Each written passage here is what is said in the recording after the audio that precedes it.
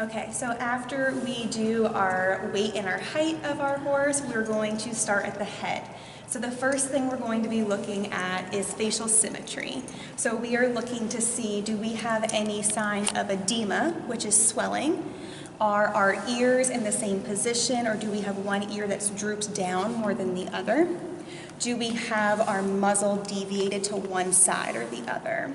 And today our horse is looking very symmetrical. Next, we are going to be looking at our eyes, and again, we're going to be comparing them. Are both of them held open the same amount, or is one squinting more than the other? We're going to be looking for ocular discharge, so do we have serous tears coming out of either eyes, or do we have thick mucoid discharge? We're going to be looking at the cornea, which is the outer clear part of the eye, and we're going to be making sure that there is no cloudiness in the eyes. Last thing we're going to look at is our conjunctiva, which is a mucous membrane, and I'm going to let my patient know I'm here, and I'm going to gently open up the eye so I can see that pink tissue there on that lower eyelid, and I'm looking to see, is it pink or is it red and inflamed? And is it moist? So we've got healthy conjunctiva, it's pink and moist today. Next, we're going to look at our nostrils. So again, comparing symmetry. Is one dilated or flared more than the other, or are they the same? Do we have any nasal discharge? Again, we're looking, is it serous or watery? Or is the discharge mucoid and thick? We're going to test to see if we have airflow coming from our nostrils, which we can do by gently placing a hand in front of our nostrils. You can see that I'm standing to the side of my horse, not standing in front of them when I do this. And next we're going to be determining, is she flaring her nostrils when she's breathing? And that means that her nostrils are getting really wide when she's breathing, and her nostrils are normal today. Next, we are going to look at our oral mucous membranes.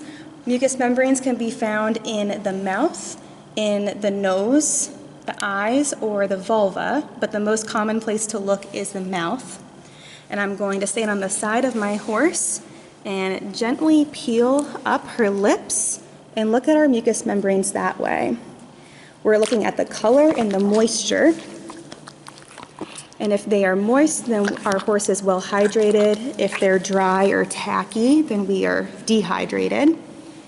And we're gonna do our CRT, where we put gentle pressure on our gums and then release and count how many seconds it takes for our color to come back. Next, we are going to look at our submandibular lymph nodes. These are the only lymph nodes that are normally palpated in a horse. And as the name suggests, they are between the left and right mandible. Our horse is a little bit hairy today since it is December, but we're going to try our best to show you what it looks like. Our lymph nodes are located right here between the mandibles, right by where the masseter or cheek is. And they are located, or they are shaped in a approximate V pattern with the point of our V towards the nose. And they sit just like this between the left and right part of the mandible.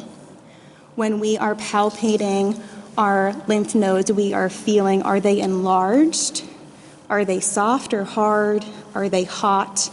And does our patient seem painful when we are palpating them? And the best way to get good at this is to palpate multiple horses and compare your findings. The last thing we're going to do on the head is palpate a pulse.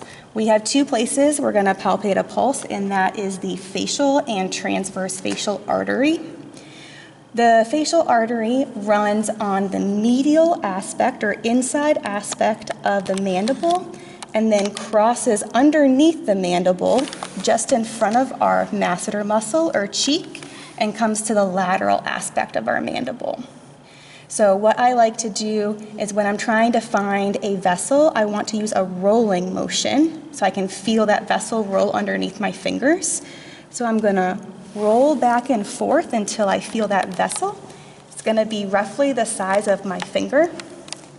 And once I find it, I'm going to trap it gently against the bone of the mandible and feel the pulse. And you might have to change your pressure to a little bit firmer or a little bit lighter until you can feel that pulse well.